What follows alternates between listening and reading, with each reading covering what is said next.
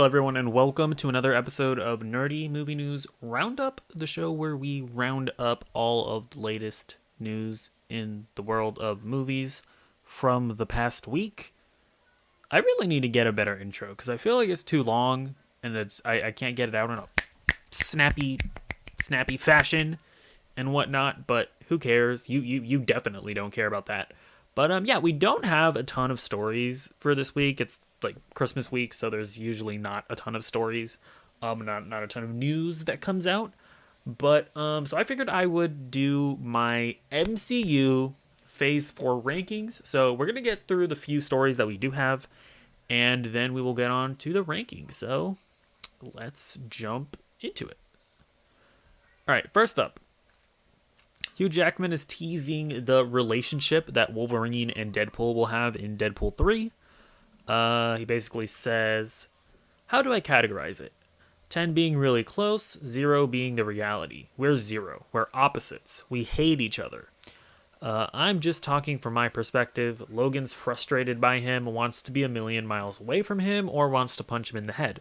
Fortunately, he can't be a million miles away from him in this movie, so I'm probably going to punch him in the head a lot. Yeah, I mean, this is pretty much expected. What the dynamic would end up being between the two. That's kind of what we want. So yeah, I think this sounds like a lot of fun. All right, so next up, James Gunn doesn't want to get off of Twitter. So yeah, I think it was comicbook.com. I think the tweet was deleted. Let me go here and check and see. Yeah, the tweet was deleted. It was by CBR. So not comicbook.com. CBR is a different thing. They basically tweeted out. They were like, our insiders, they're telling us that James Gunn has canceled the HBO Max Green Lantern show, and James Gunn was basically just like, you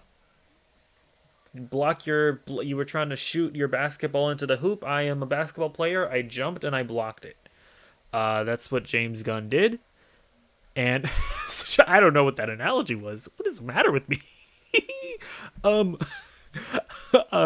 Yeah, so I guess James Gunn is basically saying that Green Lantern HBO Max series is still coming.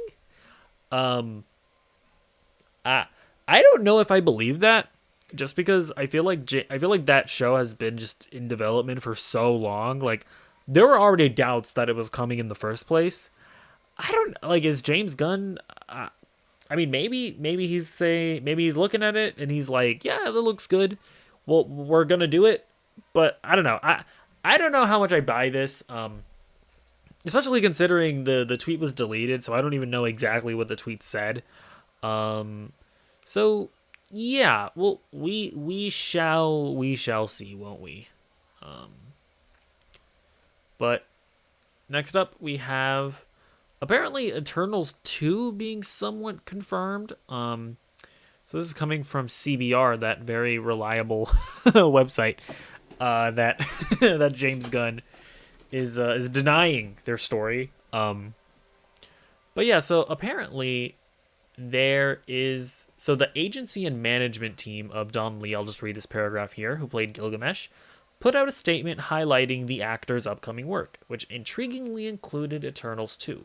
The statement, roughly translated, read, as the production of the drama Hive has become unclear, many works are being discussed to capture Ma Dong-suk, such as many movies and dramas scheduled for production next year. Among other projects on his docket, Lee is currently filming a third installment of the Korean crime drama Crime City. But yeah, so we'll see. I mean, this is a statement put up by his manager, but he's also kind of like, and again, this is kind of like I'm not entirely familiar with the way the statements like these go, but I mean, the fact that they're talking about projects that are unclear, like apparently he has a project called The Hive, or just Hive, that is kind of unclear. Eternals 2 could also be unclear. Like that might be something that yeah, they might call him up to do that, but they also might not. So I don't know. I don't see this as like confirmation that Eternals 2 is happening. I mean, Eternals 2 is, I believe it's the lowest critic rated Marvel movie ever.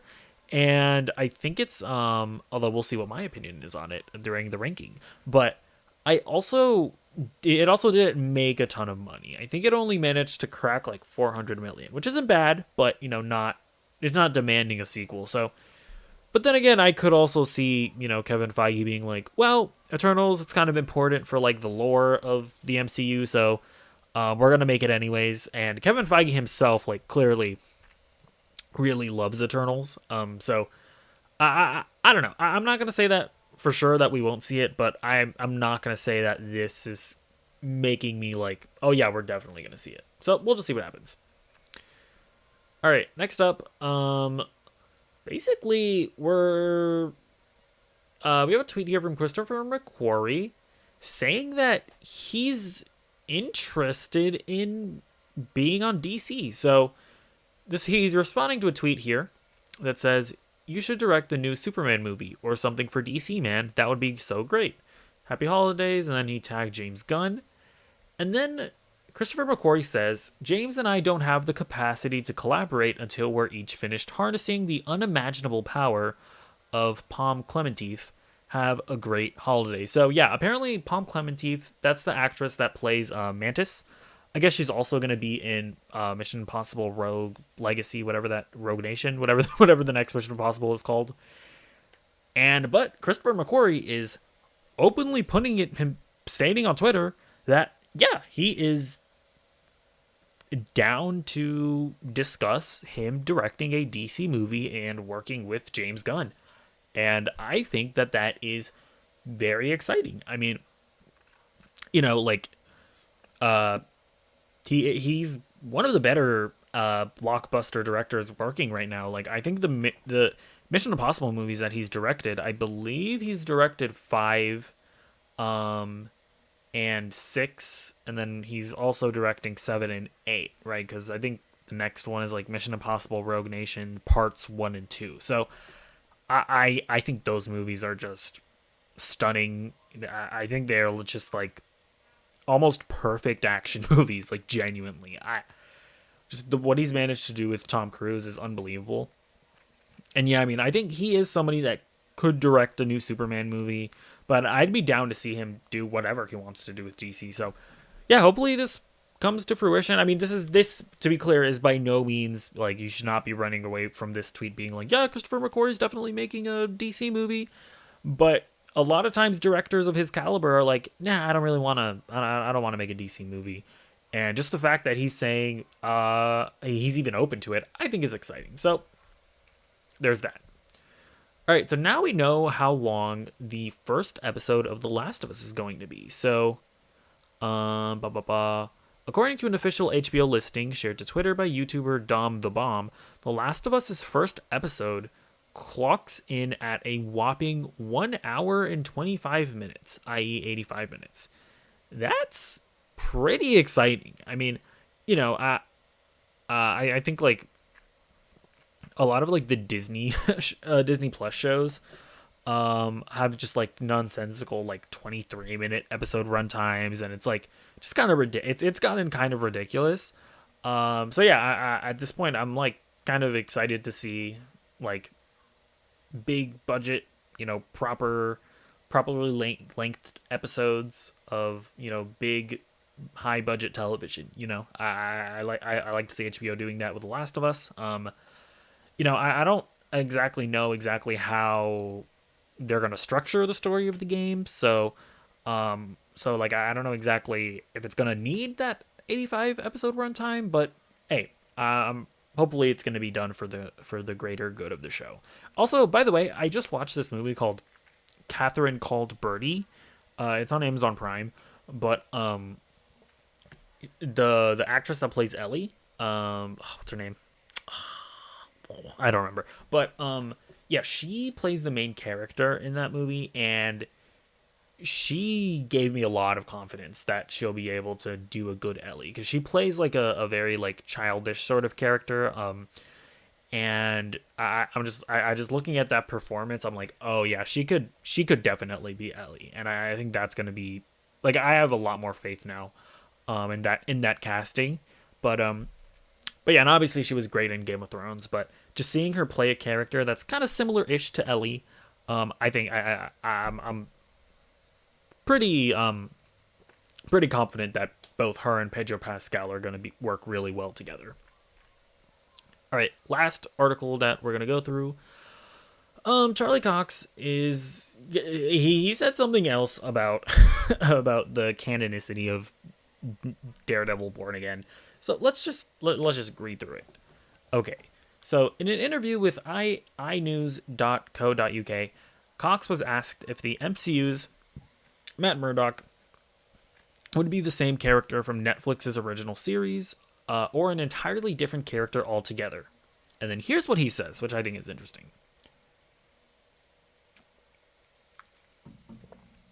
I don't think it's a different character.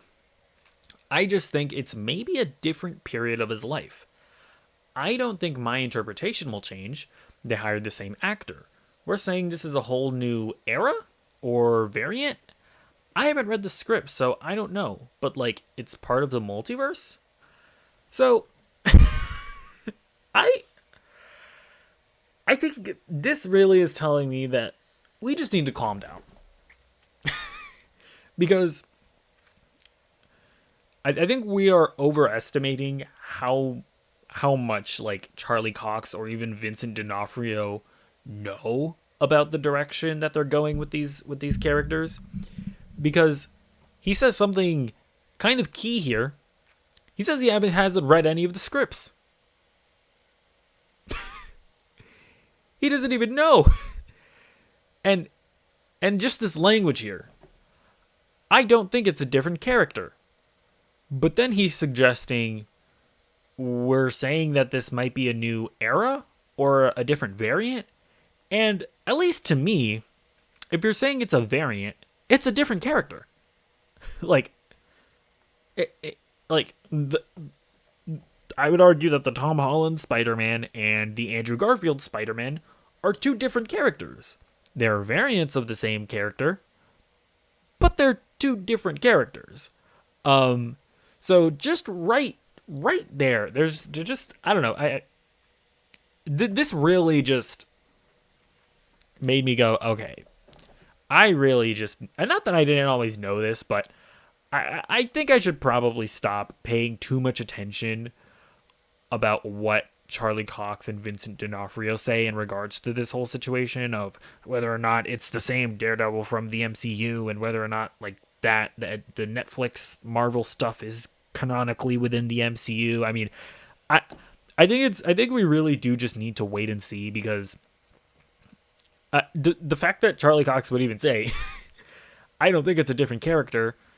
I mean, maybe they're variants. No, those would be different characters, Charlie.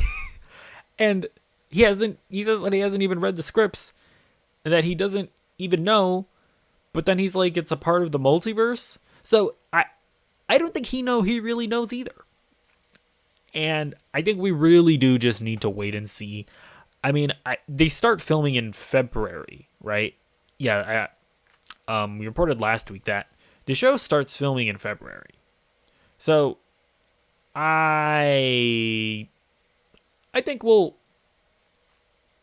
hopefully know by then, right? Although actually, now that I think about it, the show starts filming in February. What he hasn't read the scripts yet? When was this interview? Hold on, wait. This is wait. That sounds kind of weird. I'm not gonna lie. When was this interview? This interview was on December 26th. Shouldn't you have read the scripts by now? Okay. Either way, if he doesn't know, then he doesn't know, and we just need to wait and see. So there is that. Okay. Now, with that out of the way, let us get into my Phase 4 rankings. I will be ranking all of the movies along with the Disney Plus shows, along with the holiday specials, along with the I Am Groot anthology series, all of Phase 4. I am going to be ranking. I understand that this is all, art is subjective.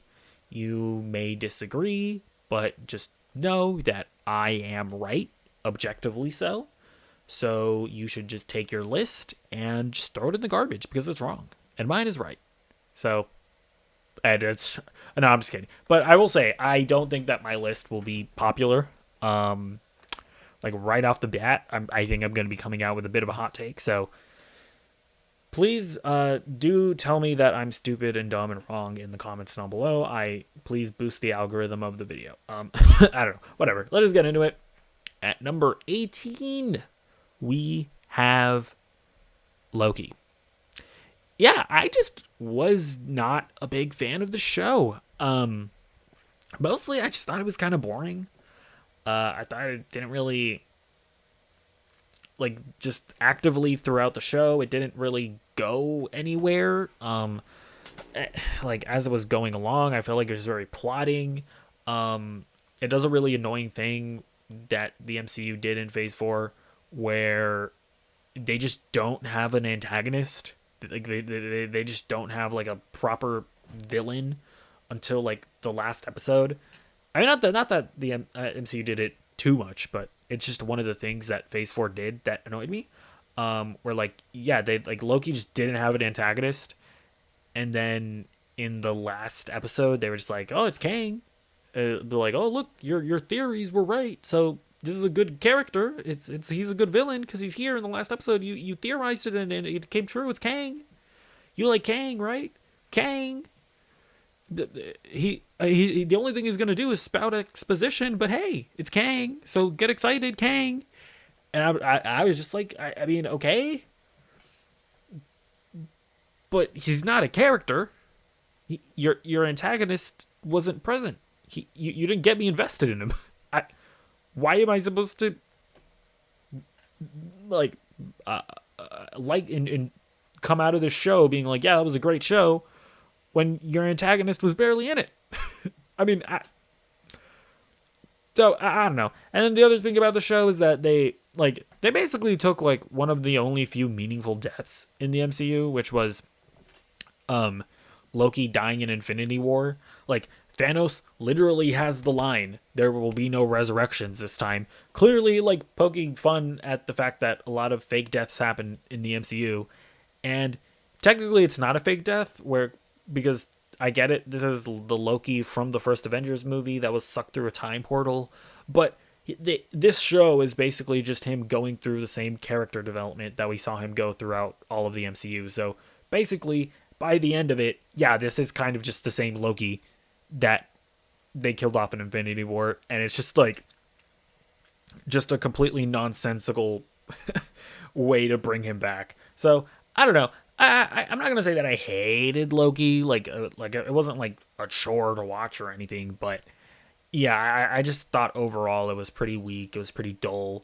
Obviously, like, all the lore that it introduced with the TVA and like the concept of variance, which is obviously very important. Like, I did appreciate all of that. But the show itself just wasn't all that engaging. All right, next up at number 17, we have Hawkeye. Yeah, not a very compelling show. I think the main reason why I put it above Loki is because I do really like the dynamic between Clint and Kate Bishop. Like, I really liked Haley Steinfeld in that role, and I thought that they had a really good dynamic between the two. I enjoyed that more than Loki and Sylvie, but again, the same problem really does lie here, where the show itself just isn't very compelling, and it's like, I felt like a lot of the side characters were like kind of cool at first, but then they fell kind of flat, where it's like the Echo character, I thought she was cool at first, but I feel like they didn't just give her a proper character arc, where, like, I don't know, like, by the time we get to them resolving it with her shooting Kingpin, I'm like, you did not devote enough time to this character for me to care about this. And Speaking of Kingpin, again, the same thing with Kang. He just wasn't there. Your antagonist just isn't present throughout the entire show. And I guess they're just like, hey, look, your theories were right. Look, it's Kingpin. He's here. We didn't make him an interesting character. Like, one of the most compelling villains in any comic book thing ever, right? Vincent D'Onofrio's Kingpin from the Netflix Daredevil show. He is like easily the best MCU villain, I would say. Right up there with like Heath Ledger's Joker. And you just don't do anything with him. You just wait. You just like plop him into the last episode, and he's just like a cartoon version of the character. It's absolutely bananas to me what they did with Kingpin. But yeah, overall the show just wasn't very compelling moment to moment. Like, again, really like the performances of Clint or of Jeremy Renner and Haley Steinfeld, but they unfortunately were just in a very mediocre show. All right, at number 16 we have Moon Knight. Oof, honestly, maybe the biggest disappointment of MCU Phase 4. I thought that the trailer for Moon Knight was like incredible. I loved that trailer, and I loved the sort of psychological thriller that it was advertising, of this guy that like has different personalities and he goes out and fights crime at night. But then I just feel like the show was weighed down by just this not interesting like Egyptian mythology stuff that just it's not particularly interesting. And like by the time you get to like the last episode and there are just like kaiju Egyptian gods fighting in the street, and it's like the CGI looks terrible, and I'm just like, man, what this just does not it. The show did not live up to how good that trailer was, I thought. That being said, Oscar Isaac's performance is incredible. That scene where they show Mark Spector's backstory, maybe some of the best content that the MCU has ever produced, right? That one episode, right? And yeah, like again, Oscar Isaac's performance is exemplary, like really putting on a masterclass in acting. I enjoyed the Layla character.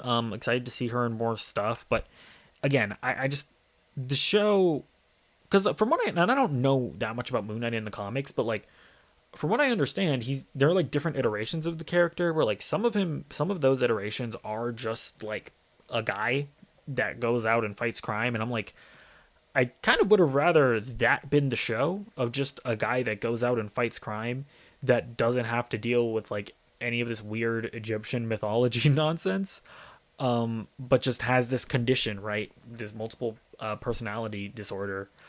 But I don't know. Yeah, really disappointing show. Yeah, well, let's move on. At number 15, we have She-Hulk.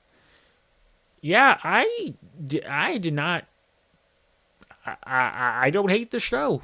I'm sorry. Please don't throw tomatoes at me. Please, I'm sorry, but I didn't hate the show. I really enjoyed the character of Jennifer Walters. I like Tatiana Maslany a lot. So I thought I had a lot of fun with her and her performance. I even found the humor, for the most part, to be pretty funny. But I think the main problem of the show is just how how not well thought out I feel like the whole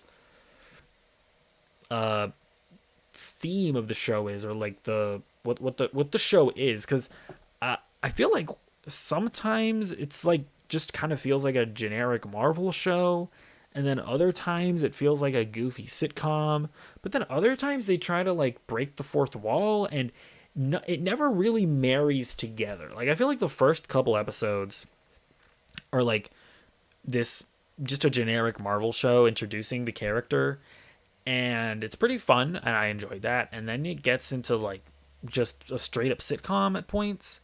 And those episodes are like pretty hit and miss. Like the one with the magician I thought was pretty funny, but then the wedding episode is god awful. And then like in the last episode, they just go like full on breaking the fourth wall, and was just like, this just does not. It just they didn't break the fourth wall enough at getting to that point to where this feels like a thing that should happen in this show. But at the end of the day, I laughed enough, right? This is supposed to be a comedy. I laughed enough that I can say that I enjoy the show. Also, I quite enjoyed the Daredevil episode. I mean, this She-Hulk it reassured me in a sense to where I don't know that Marvel Studios has it in them to make a show as good as the Daredevil Netflix show. I mean, I don't think Marvel Studios has made a show or movie, I would say, that is as good as the Daredevil Netflix show. But at the end of the day, I think that they'll be able to make something that's enjoyable nonetheless. So yeah, and when you get to the end and you kind of figure out what they kind of show you what they're trying to say and what the show is about. I enjoyed a lot of the stuff of them going like, yeah, the whole like Hulk blood plot line and the the final battle being this hero fighting a version of the like a villain that is just another version of what the hero is, where like you've had like Hulk fighting Abomination and the Incredible Hulk, you had Iron Man fighting just a bigger Iron Man. And I do appreciate them kind of calling out that trope and kind of being like, no, we don't need to do this. So I like, again, a lot of people hate the finale. I actually like the finale. It just felt weird after them not breaking the fourth wall really all that much throughout the show. To then just go blah, we're tearing down the fourth wall. We're not just breaking it, and it was just like, okay, it just felt weird. But yeah, overall, I didn't mind She-Hulk, but I'm also not gonna hardcore defend it. Like if you hate it, it's fine. So moving on. At number 14, we have What If? What if this show was better than it was? Yeah, my main What If? Overall, I thought it was enjoyable. But what really brings it down for me is the whole thing of them not giving each scenario as much time as I think it needed. And then hold on one second, I just need to restart my camera. Like each like scenario that they would do, it just felt like they didn't have enough time to like flesh out each story and make it like super compelling. Like, well, like I think the first episode was the Peggy Carter one, and they just like smushed down the plot of Captain America: The First Avenger into like 26 minutes, and it felt incredibly rushed. And I would argue that like there was like the Iron Man and Ironmonger episode, and I remember being like, oh, this is an interesting scenario. But then they didn't have enough time to flesh it out. And then I think like the one episode that was like great, which was the Doctor Strange episode, it felt like the writers were like, okay, we only have 26 minutes to tell the story. Let's tell a story that can be told in 26 minutes. And it just felt like whoever wrote, I mean, maybe it was the same writers that wrote everything, I'm not sure, but it feels like the people that wrote a lot of the other episodes were like came out with like an outline, and then they were like, hey, you only have like 20 minutes to tell this story, and they were like, oh shit, let's just take out a bunch of stuff. So yeah, that's the main thing. And like at this point, I'd rather them do like, okay, instead of having like 12 what if scenarios per season, let's have like 4, and we'll give each scenario like 3 episodes to flesh out their stories. And that's something that I think I would rather see. But I don't know that that's what they're going with season 2. But yeah, at this point, I think I'm honestly more excited for like Spider-Man freshman year, which is kind of a what if scenario, kind of like just from, they haven't come out and said this, but from what we've seen with from all of the art coming from the show, it seems like it's going to be what if in Captain America Civil War Tony Stark didn't come and sort of become Peter Parker's mentor, but if instead it was Norman Osborn. And that's going to be its own series, and that sounds super interesting. Or Marvel Zombies is getting its own show, right? And it's going to stem from that universe that was set up in the Marvel Zombies What If episode, but it's going to be its own show, and it's going to be able to flesh out its story. And so I don't know. I just don't think that there was enough time per What If scenario to make a super compelling show. But yeah. Next up, we at number 13 we have Black Widow.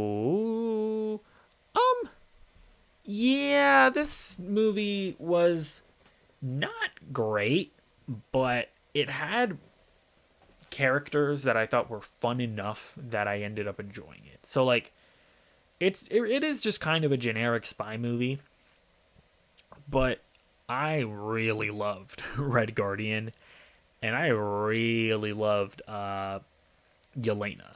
I thought those two characters were just so much fun. Love Florence Pugh, love David Harbour. That I do think that they carry the movie for the most part. But yeah, it's just a movie that, yeah, nothing special about it. Very middle of the road Marvel in my opinion. But still enjoyable nonetheless. Kind of a shame that the main character, Black Widow, is like the least interesting character in her movie. But again, she's not bad, you know. I'm trying to remember. Was this movie was this a movie that took place before Captain America: Civil War? I think it did. Is it supposed to be at that point or after Captain America: Civil War? I don't remember. But yeah, it obviously is a movie that should have come out sometime when the movie takes place. Because especially like after Avengers Endgame, you're kind of just looking at this movie and be like, what is the point of you? Although that's honestly not how I think about movies usually. I try to be like, okay, this is just a movie in its own right. I don't need to think about it in the context of the cinematic universe. I do think that some fans get carried away with all that, but even me watching this movie, I was just kind of like, why didn't you come out 3 years ago? But yeah, and yeah, and also people like really hate Taskmaster.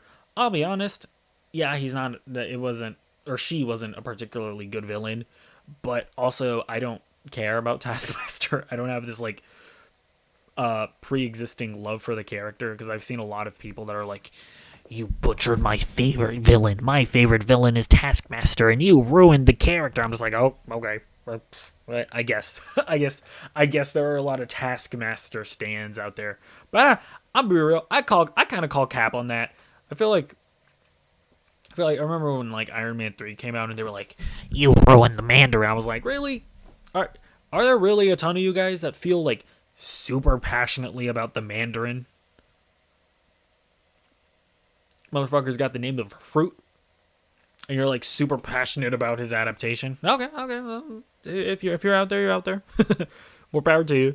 But either way, at number 12 we have Thor: Love and Thunder. Again, going against the grain here. I did not mind the Thor: Love and Thunder. I thought it was pretty enjoyable. I am just like, this is like one of those situations where I just feel completely differently than most people. Whereas like, I feel like Thor Ragnarok is a movie where the humor kind of overshadows the dramatic elements. Like, I remember watching Thor Ragnarok and being like, yeah, this is fun, but I felt nothing when Odin died. I mean,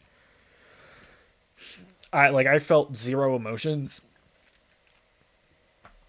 and just like all of the emotional beats just kind of fell flat for me. I didn't think that like Hela was an especially good villain or anything like that. And like, sure, it's funny. Like Thor Ragnarok is funny, but I don't find it as compelling as a lot of other Marvel movies. And for me, I thought that the emotional beats in Thor: Love and Thunder worked. Like I really liked, for the first time ever, I actually liked Thor and Jane's chemistry. I appreciated their relationship. I thought all of the flashback scenes were really sweet. I thought they did a pretty decent job at making Gore a pretty sympathetic villain. Yes, should he have done more butchering of gods? He is in fact Gore the God Butcher. Sure, I wish we would have seen more of that, but either way, I thought his whole backstory was pretty tragic. I thought Christian Bale was good in the role. Um, and I just thought that underlying all of the humor, there is actually like a pretty compelling story of Thor kind of using that humor to, kind of cover up, this sort of depression that he has. And I thought that those emotions and the scenes, and obviously, like, I thought all the scenes with, like, Jane dealing with cancer were also pretty emotional. Like, I just feel like Thor Love and Thunder did a better job than Thor Ragnarok of having this crazy, wacky, over the top humor, but not having that take away from a lot of the dramatic elements. Like, I remember one of the scenes where, like, you know, Thor is, like, visiting Jane on her, like, cancer bed or whatever. And you see Thor walk out of the room, and in his anger, he, like, hits a vending machine. That's a funny moment, but it's also sad.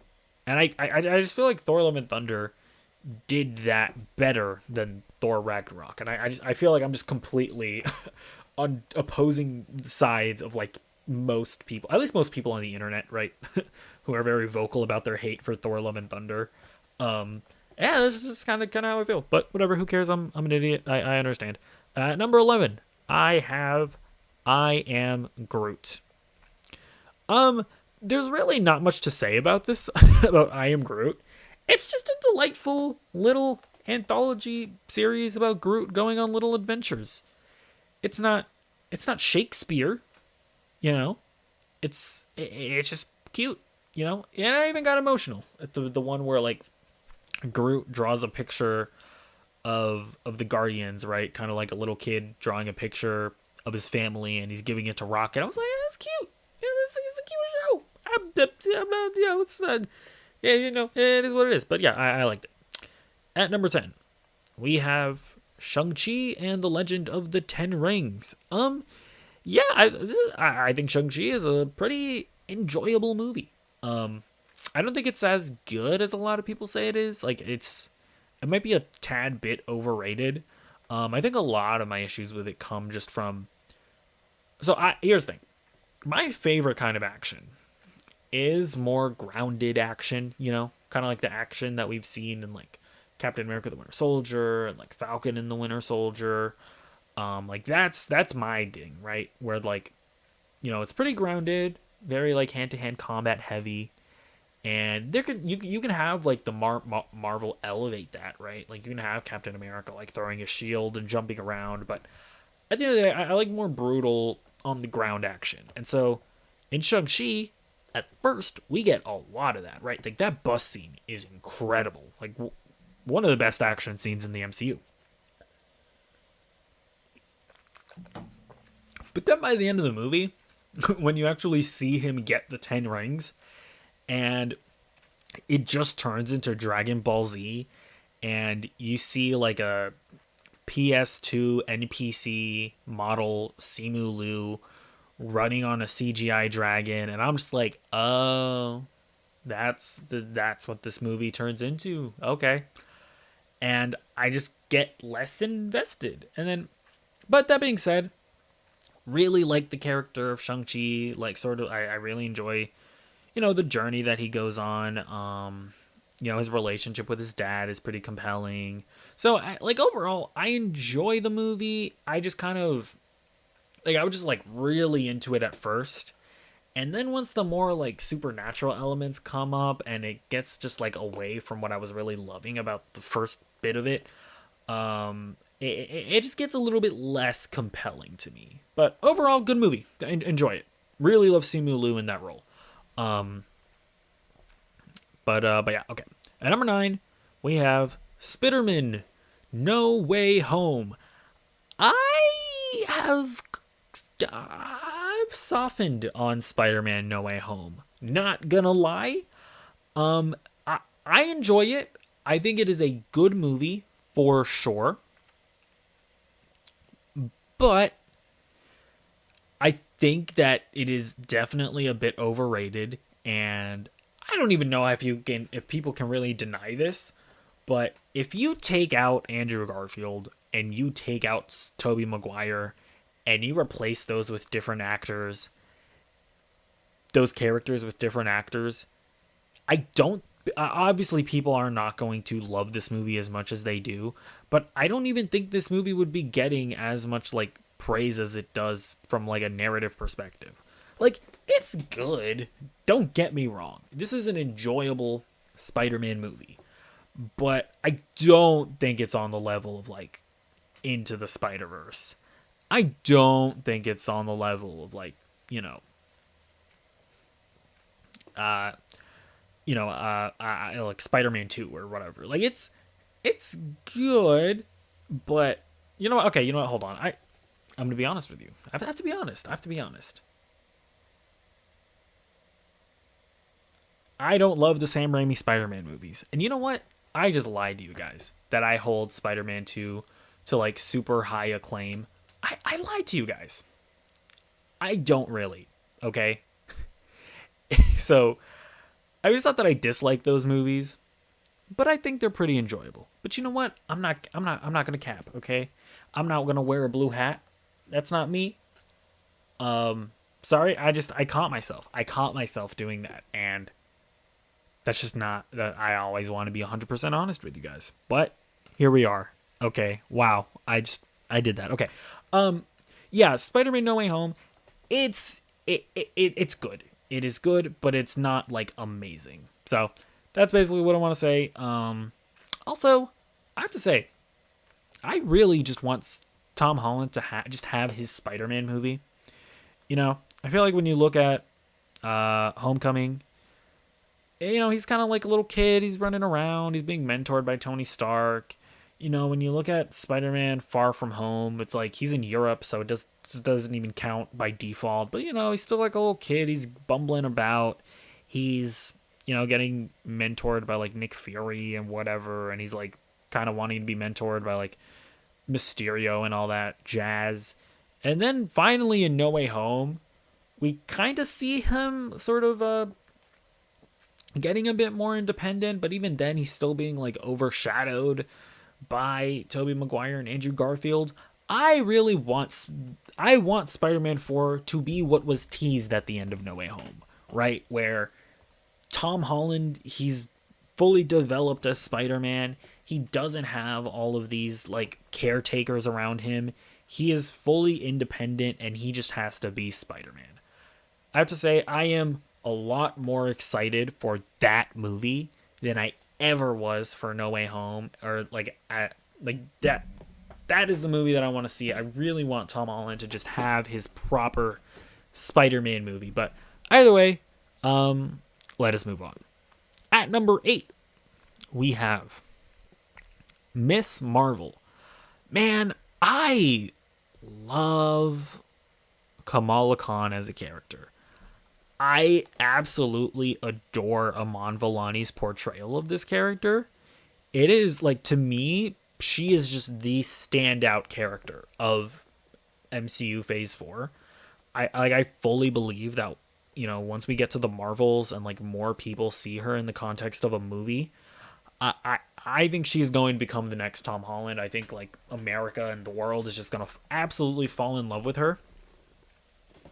And honestly, as far as like my enjoyment of Miss Marvel, I think it would go up in the rankings, but I simply can't put it that high because of how messy the last half of that show is. I mean, like episodes 1 through 3, I mean, straight up, I'd probably be putting this show at like 2 or 3 in the rankings.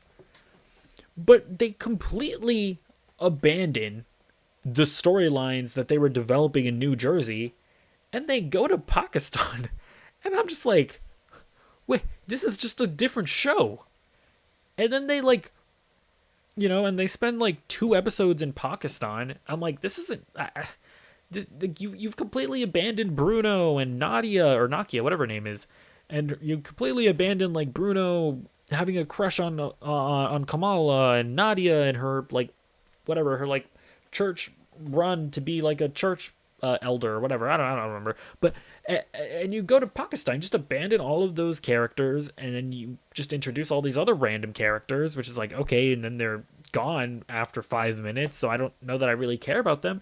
And then you come back to New Jersey in the final episode, and you don't satisfyingly resolve like the Aman or Kamala's relationships with these people. And it's just like okay, and it's not that it's not that the second half of the season is like bad per se.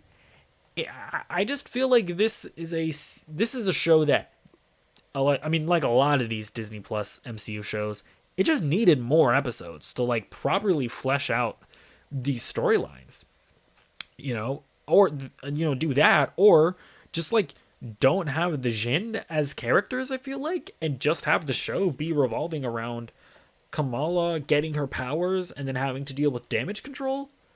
Because I just feel like having to deal with her getting her powers and dealing with damage control along with the Jin and having to go to Pakistan and resolve all of that, it was just, they did not have enough time to do all of that. And that's why I can't have the show super high. Even though I love watching it, I love Kamal Khan, love Imam Vellani's performance, but it is simply too messy of a show. But yeah, that's how I feel about Miss Marvel. Still, highly recommend people check it out. By the way, one of the most impressive season finales I've ever seen, because when you think about everything that show had to resolve in the season finale, and the fact that they do it like really pretty well, like it's a good season finale. The fact that they managed to like wrap it up as well as they do is honestly very impressive. So I still really recommend Miss Marvel. I think you'll fall in love with the character of Miss Marvel, but yeah, the show is pretty messy. Okay, and at number 7 we have Doctor Strange in the Multiverse of Madness. I really like Doctor Strange in the Multiverse of Madness. I think that it was really one of those moments where I found myself being very not with, I'll say not, I was very much not with the rest of the MCU fandom, where I feel like, and I don't want to speak too much on why people dislike something, because I'm sure there are a lot of people that just don't think it's a very good movie, but I really got the impression that a lot of people, their whole take on the movie is just that, oh, well, my theory that all of the X-Men and all the Fantastic Four and all 3 Spider-Man were going to be in the movie and they were going to fight Mephisto. Well, my stupid theory didn't come true. So screw this movie. I don't care that it's kind of it's a beautiful movie about love and happiness and whether or not you deserve it, and whether or not Doctor Strange deserves it, and who cares if it's also a story about Wanda and everything that someone is willing to do in order to find that happiness. I don't care about that. I want with cameos, and that's what it felt like. It really just felt like a lot of people were not okay with just watching a movie and just enjoying it for itself. It feels like people really thought that this movie was going to be like, and to be fair, Marvel kind of put it on themselves, calling it like the Multiverse of Madness. It deals with the multiverse, sure, but it's not madness, It really is madness. And so that's why the thing, I think a lot of people were expecting this to be like an Avengers level movie when it's really not. It's actually like pretty small, all things considered. It's actually a very personal movie, right? Not a ton of players in the story. So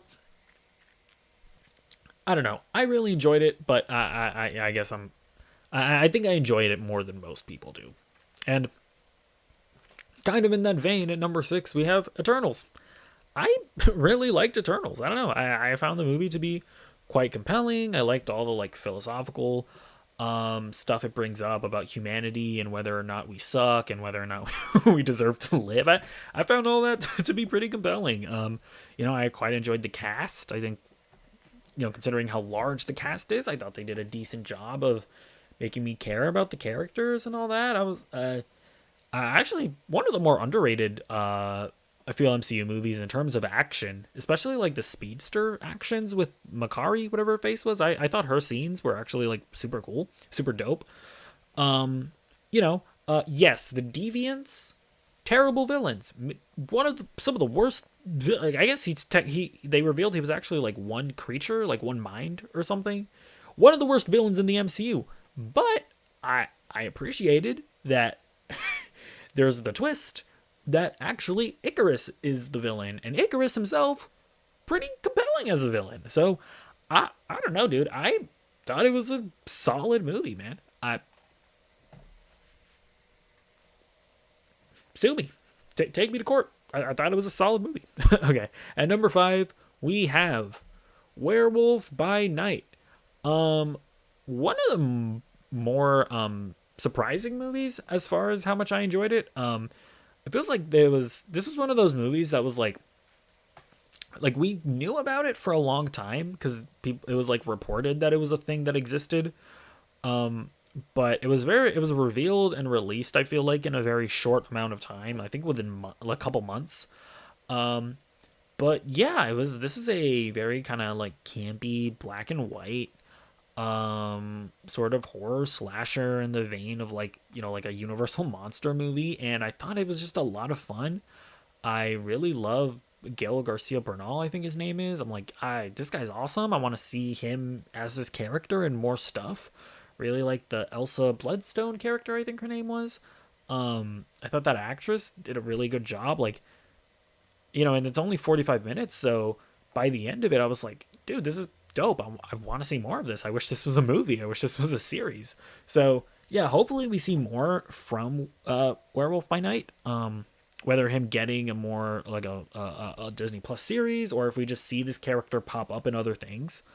So yeah, I really enjoyed it. And then in that same vein, at number 4, I have the Guardians of the Galaxy Holiday Special. I thought that this special was absolutely delightful. I I think, it's very much like a cheesy, like Hallmark sort of Christmas movie, but it understands what that is and manages to put in a decent amount of heart into it. I mean, with the whole thing of Peter not kind of being sad with Gamora being away, and the Guardians just wanting to make him feel good and have a good Christmas, even though they don't even really understand what Christmas is. That's just so heartwarming, and Mantis especially wanting to do so because she's they reveal in this that she's Peter's sister. I think is just so sweet, and that's the thing. This special just made me feel good. I'm a very depressed, jaded person, and it put a smile on my face. So I love the Guardians of the Galaxy Holiday Special. Also, should be noted, we need to see more of Cosmo. They say that Guardians of the Galaxy Volume 3 is going to be the last time we see these characters. Cosmo absolutely needs to be a character that progresses beyond that. She needs to become an Avenger. She needs to become the leader of the Avengers. Actually, what gender is Cosmo? I think it's normally supposed to be a male dog, but it's voiced by Maria Bakalova, or no, not no. I don't remember. It's the Borat girl, the girl from Borat, whatever her name is. I don't know what gender Cosmo is actually, but either way, need to see more of the dog. Okay, but anyways, at number 3 we have Black Panther: Wakanda Forever. I loved Wakanda Forever. I think, dude, just especially even if you don't love it, you absolutely have to give Ryan Coogler just massive props, big ups to Ryan Coogler. This man had to just completely rework his script, right? Because it originally had Chadwick Boseman. After Chadwick Boseman's death, he had to like completely rework his script, take out his main character, and sort of suppress his emotions and make this movie. I mean, I can't even imagine how difficult that must have been, right? To be like the leader, and by the way, like help guide his actors and crew through the emotions that they must have been feeling as well. I mean, I can't even imagine how what monumental of a task making this movie must have been, both just physically, artistically, and emotionally. I mean, I can't give Ryan Coogler enough props. And then the fact that it came out this good, like, I yeah, I think the movie's great. I think, like, at the end of the day, like, I would have recasted T'Challa. I would have just kept the original story. Like, I don't love this notion, or not that I don't agree with the notion that, like, you can't recast somebody when they die. It's like, well, I mean, like, people get replaced at their jobs when they pass away. It's tragic, and I'm sure it's difficult for their coworkers to have to, like, accept a new person. But it's one of those things that you just do. And like, yeah, at the end of the day, like, yes, I would have recast T'Challa. I would have kept the character. But when I go into a movie, I have to take my preconceived notions. I have to, like, take what I personally would have done, leave that at the door, look at the movie itself, and when I do that, Wakanda Forever is a really good movie. I think that, you know, I think Letitia Wright does a really good job at taking over the reins. I really like the very dark, cynical journey that the character takes throughout the movie, and really coming to grips with the death of her brother, and realizing the great, responsibility that being the Black Panther is. And, what can I, oh my gosh, dude. Oh gosh, I'm forgetting her name. The mom. Oh my gosh. Angela Bassett. Incredible in this movie. I mean, like, I actually didn't love the first Black Panther. I don't hate it, but it's one of those movies that I think is a little bit overrated. Definitely don't think it should have been nominated for Best Picture at the Oscars. If Angela Bassett gets nominated for Best Supporting Actress, like, I'll be like, oh yeah, sure, yeah, I have no qualms with that. I'm not gonna say she's been snubbed if she doesn't, but I also would have zero problems with the nomination, because Angela Bassett in this movie is an absolute powerhouse. But everybody else is great too, man. The guy, the Winston, what's his name? I don't know.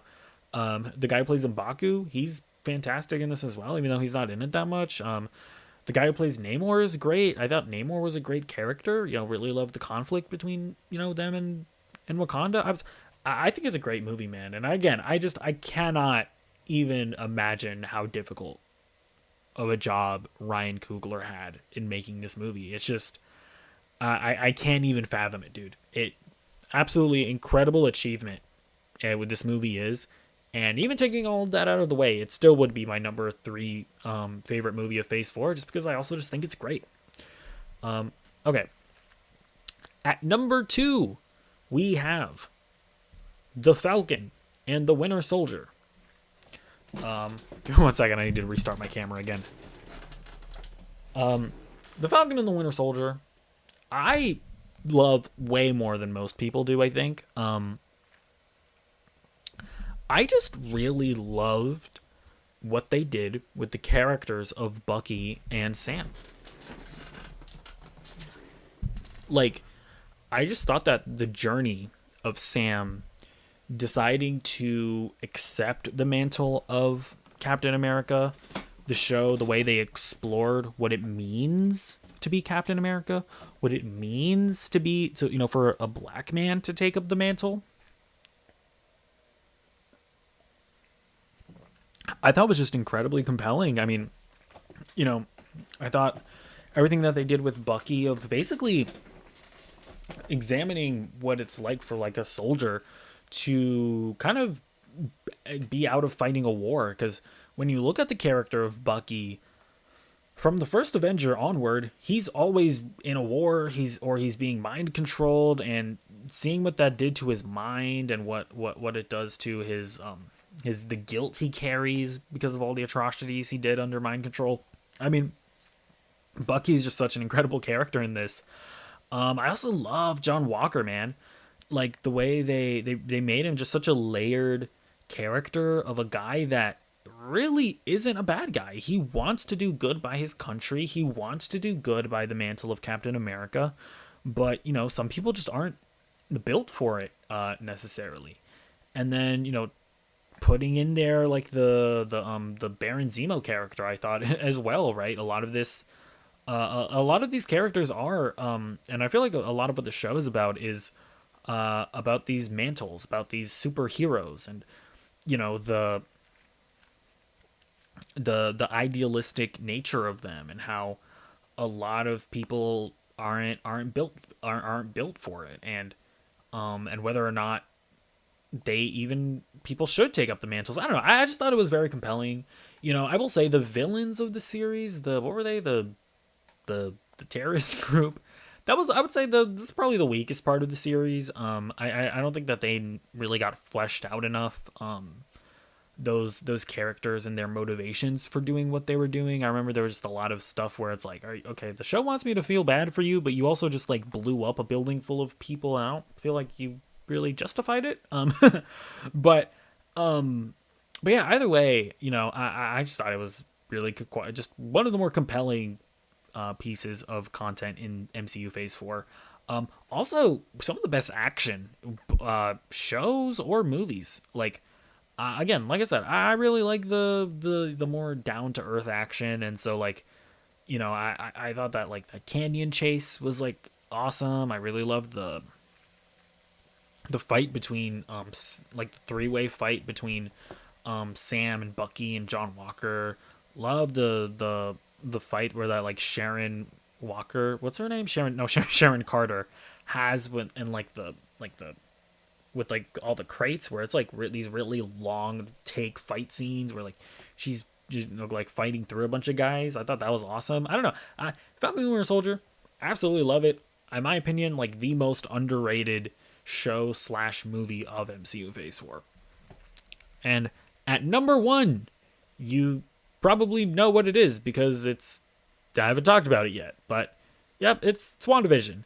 I have to say, man, I think that MCU Phase 4 started way too good for its own good.